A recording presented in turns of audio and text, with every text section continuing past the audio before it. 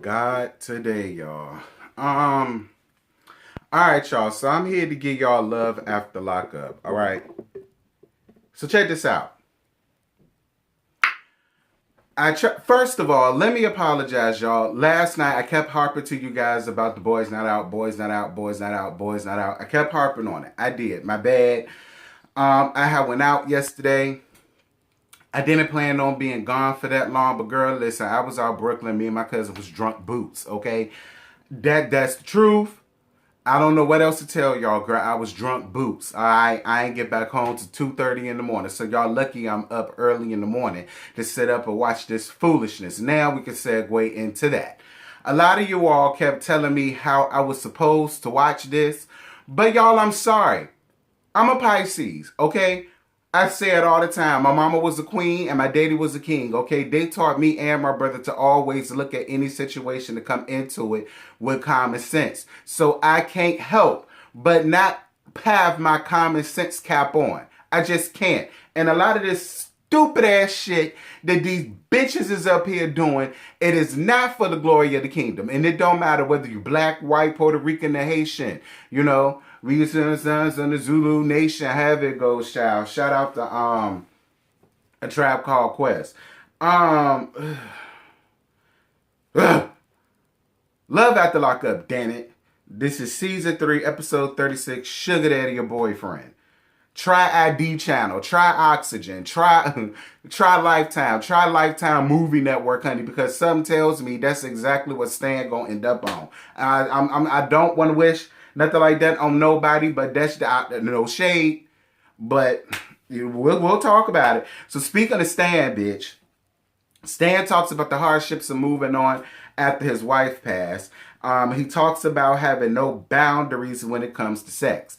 And I know you don't got no boundaries because a lot of Krispy Kremes ain't got no boundaries, okay? I frequent X2, Pornhub, and all the rest of that. I know how I know how dirty and disgusting and you know, just, you know, the things that I know I would feel mortified if people knew that I did, that a lot of y'all don't mind doing on camera. So I know you ain't got no bounds when it comes to sex. And you 65 years old, pushing 70, you dead. Y'all the nastiest ones, quiet as it's kept, or at least to let the gay tube tell it. Y'all the nastiest ones. So it doesn't, that don't shock me.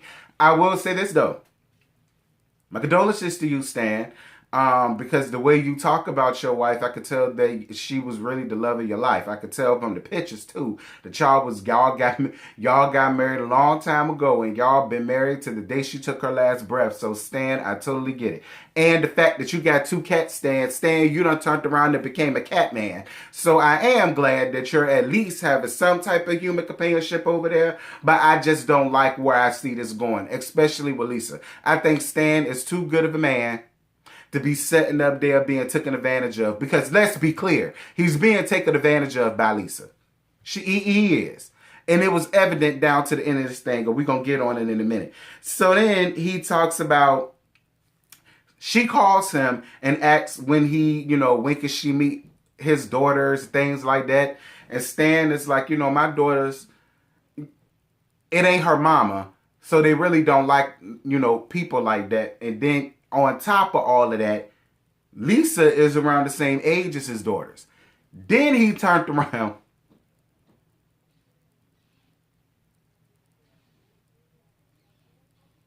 and Stan, this is exactly why I said if you're not careful, you're going to find yourself on the bad end of this stick, Stan, because when you sat up there and said you want to be able, when you go, to leave 25 for your daughters or something like that, and then leave 25 for Lisa, like Stan, you don't even...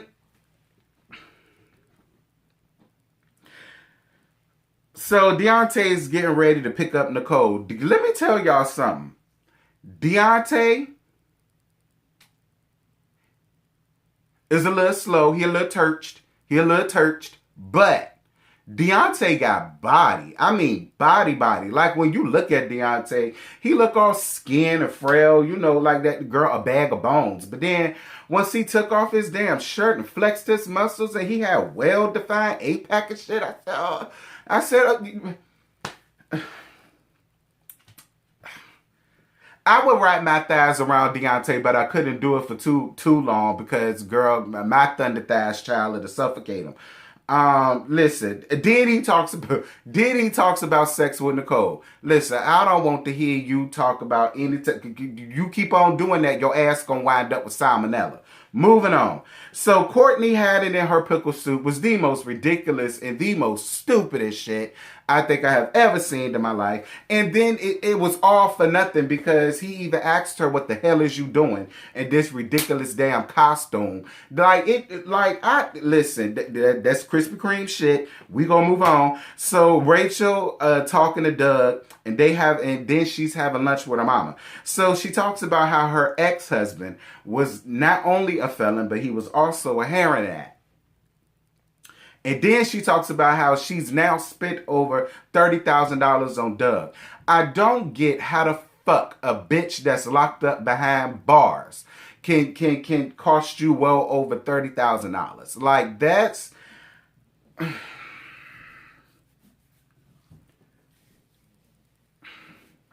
I'm trying to take my common sense cap off because y'all told me to do that. So that's why I keep pausing.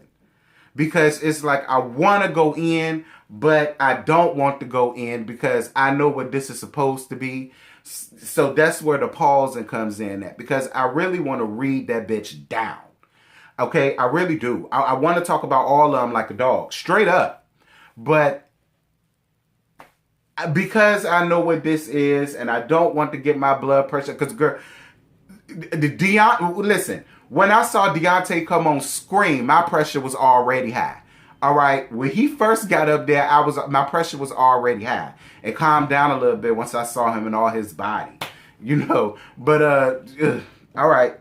I got my common sense cap off. I got it all. Rachel, girl, listen. That's your money. You can choose to do whatever you want to do with it. I mean, shit. Just like you told your mama Michelle, it's just money. You can't take it with you. And you're absolutely right. You can't. Shit. We already know what you ain't doing with your money. You obviously ain't buying you no new clothes with it, girl, because I'm sick and tired of seeing you coming up here looking like a third grade school teacher, Rachel. Like, your man finna get out of jail soon, girl. You need to use some of that damn money to buy you some real damn clothes. So that Josh, who is Courtney's dude or whatever, y'all know the bitch in the pickle suit, he talks about how he feels like he's a reborn virgin because he hadn't had sex in 11 years. Josh, whatever, child. What? Listen, I already feel iffy about niggas that rather spend way more time behind bars being locked up with 2 or 3 other niggas for years and years and years. You know, the ones that will much rather be behind bars than out in the free world. You know, I always question motherfuckers like that. You really expect for me to sit here and believe your ass was locked up for 11 years and all you did was beat your dick? Josh, shut the fuck up. Please.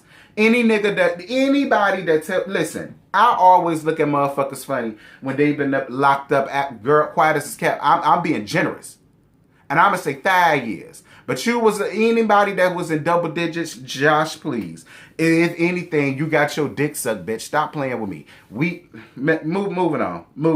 Talk about something he may not know what to do. Yeah, you know what to do. You know what to do with a woman. The same thing you did with that nigga in jail. It's the same thing you supposed to do to your girl. It's just a different hole. That's all. And shit, if you more comfortable with that hole, you could fuck that one. Because most of the people are into that shit now. Moving on.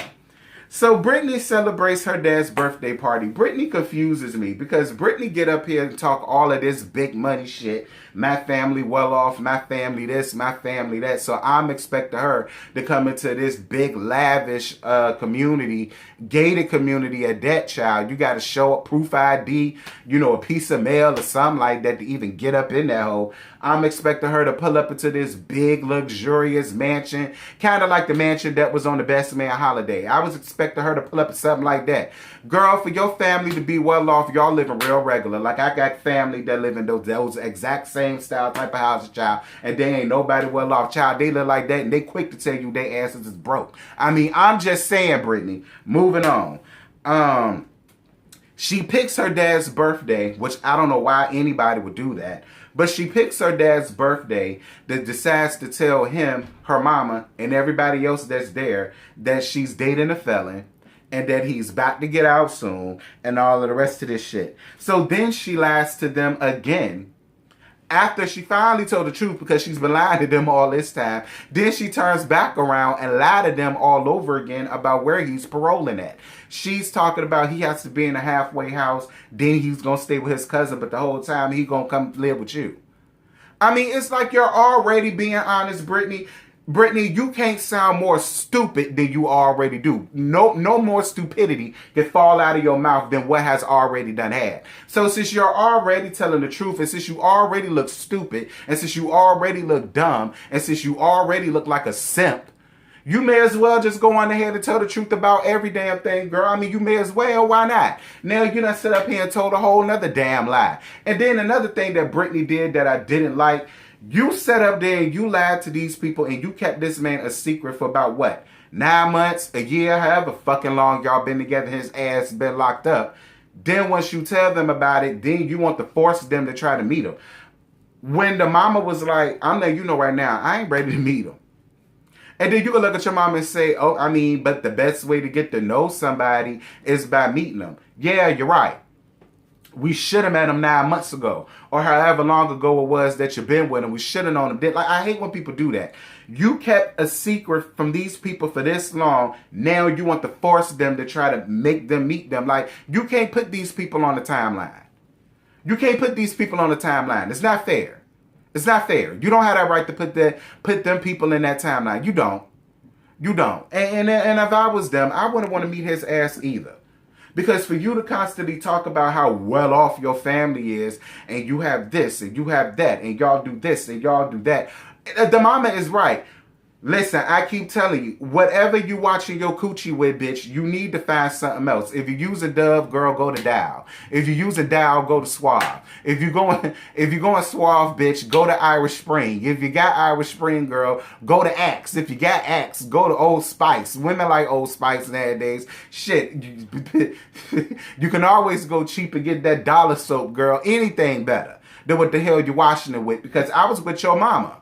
It's like you constantly put yourself in predicaments to be made a fool of. Why? Why? I mean, normally people blame the parents, but your mama don't look crazy and your daddy don't look crazy either. So I can't blame the parents. Moving on.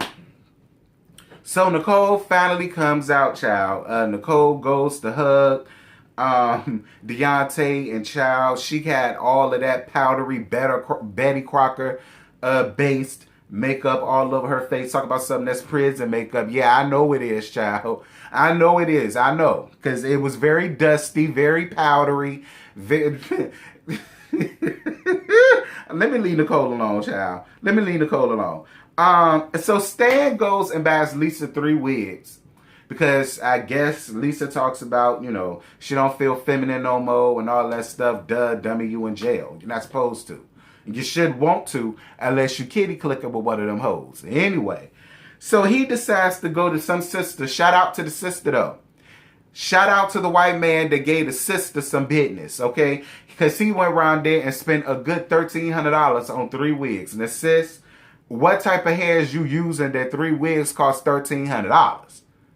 Because listen, I'm going to be real with you, sis, and it's no shade. I swear it's not. But a lot of the wigs that you had up in there, they look fresh out the damn pack. And when I say fresh out the pack, I mean they look very plastical. They look very flamboyant.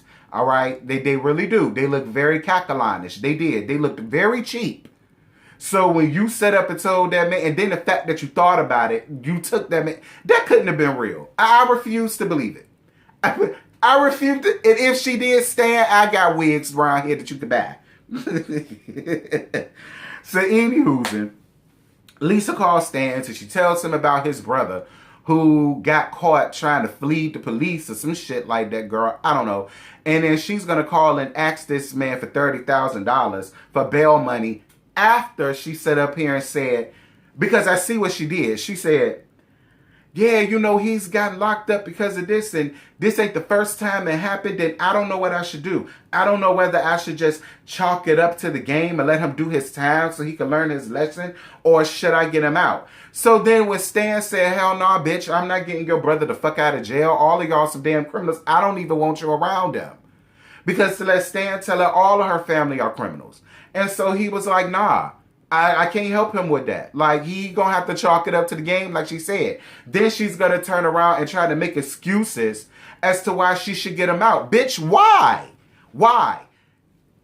Your brother got himself in jail, so you let your brother worry about that. You were... Stan, listen to me, Stan. Whatever you do, Stan, please don't put nothing in that woman's name, Stan. Don't put nothing in that woman's name. Don't make her think you're gonna put anything in her goddamn name. Don't do that, Stan. Stan? Oh, okay, Stan. All right. Stan, don't listen to me. When we see Stan face on milk cartons and shit, remember, y'all heard it here first. Y'all, that's all I got. I ain't got no more to give you. The episode pissed me off. It pissed me off. It pissed me off on a stupidity type of level. Like, it wasn't even funny. Like, it's funny now because I'm talking about it and I'm funny. So that's why I'm laughing. I'm laughing at me and my reasons. I'm not laughing at that because the shit wasn't funny. Like, when I was watching it, it was grinding my gears, especially when it came to Brittany and Deontay. They grind my gears more than anybody. They really did. I'm going to keep up with the show, even though it runs my pressure. I'm going to fuck around and stroke out in here. It's going to be y'all fault. But hey, whatever. Y'all jump down in the comments. Let me know what y'all thought about last night's episode. And I'm going to be going live later. It's a lot of shit going on. And I think I'm going to do it all in the live. So be on the lookout for the live later on this afternoon. Maybe. Or later on tonight. Whichever. Yeah, that's all I got. I ain't got no more. I'm finna get the hell out of here before I stroke out and stress out over this dumbass show y'all got me watching. And I'm gone. Bye. What you're giving, that's how we live it. Don't be mad at the system, it's simply how we've existed. I hear a lot of people talking like they politicians and choose to be an accountant because it's safe in a business.